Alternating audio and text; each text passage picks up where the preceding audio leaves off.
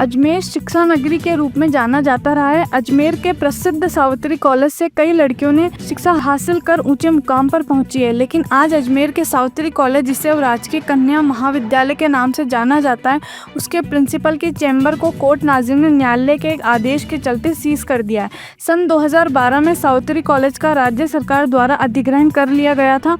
Savitri college hostel की तत्कालीन in charge रही डॉक्टर सुमित्रा गुप्ता के पीएल का भुगतान अभी तक कॉलेज ने नहीं किया, जिसके चलते उनको न्यायालय की शरण लेनी पड़ी, जिसके कारण आज सावित्री कॉलेज में न्यायालय द्वारा कुर्की की कार्यवाही की गई।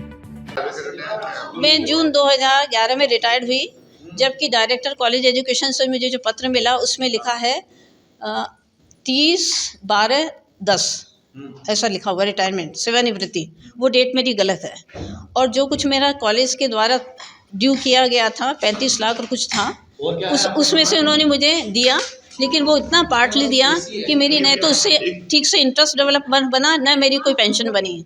लेकिन अभी भी मेरे पास 1 लाख का अभी पेमेंट अभी पिछले महीने हुआ है, 2009 की बात है, 9 या 10 में।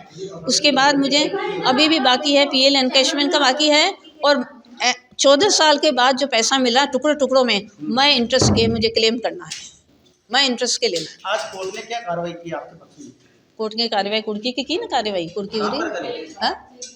कौन से कॉलेज में करी, कहाँ पर? सावित्री कन्या महाविद्यालय में करी।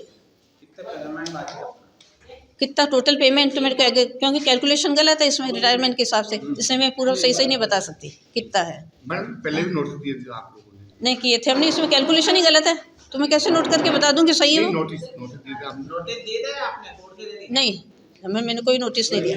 नाम आपका? सुमित्रा गुप्ता। कितने साल था सेवा दी है?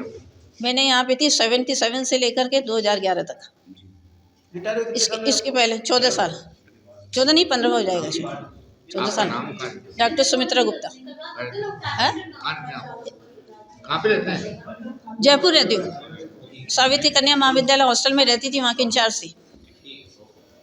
कार्यवाहक प्राचार्य हूँ और ये केस चल रहा है 2012 में, जब हमारा अधिग्रहण हुआ था तो बहुत सारे जो यहाँ के एम्प्लॉय थे उनका पेमेंट नहीं हुआ था, तो कई एक कोर्ट केसेस चल रहे हैं, मैडम का भी उसमें से एक है। तो मैडम का जो हमारे यहाँ कैलकुलेशन हुई है उसमें लगभग 34-35 लाख है, उसमें से 28-29 लाख का भुगतान किया जा चुका है, और 4 लाख का जो बचा है वो पीएल का 134 दिनों के पीएल का भुगतान है, जिसमें ये कमिश्नरेट इसलिए नहीं कर रहा है क्योंकि वो कह रहे हैं कि जो उनकी सर्विस बुक है उसमें वो जो है वेरीफाइड नहीं है, और सरकारी नियमों के तहत हम बिना वेरीफाई किए हुए पीएल का भुगतान नहीं कर सकते हैं। और हमारे पास अब अथॉरिटी नहीं है, क्योंकि अब जो मैं यहाँ पर हूँ, मुझे क्योंकि मेरे समय में ये काम नहीं कर रही थी, तो मेरे को कोई अधिकार नहीं है कि मैं पीएल को वेरीफाई करूं।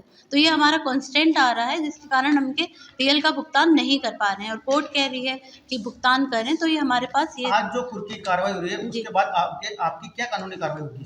इसके लिए हम अपील करेंगे, क्योंकि हम पीएल अनवेरीफाइड पीएल को हम नहीं दे सकते हैं भुगतान। मैम कोर्ट के आदेश से अनुसार कौन आए यहाँ पे? जी, कौन आए यहाँ पे? कौन आए कोर्ट के आदेश? कोर्ट के आदेश से मैडम सुमित्रा गुप्ता है जी, और हम उनके वकील जी हैं। नहीं, नाजिर जी हैं। मैं कोर्ट के बारे में नहीं जानती हूँ, तो आप इनसे ही बात कर लें। नाम आपका? मैं प्रोफेसर मंजूश्री गुप्ता हूँ, acting principal. Government girls college हो चुका है, ये पहले सावित्री कन्या महाविद्यालय था जिसमें मैडम वर्क कर रही थी। 2012 में अधिग्रहण हुआ तो बिल्डिंग ले ली गई है, लेकिन एम्प्लॉयज़ के जो पेमेंट बाकी थे इन लोगों ने उसके लिए लीगल केसेस किए।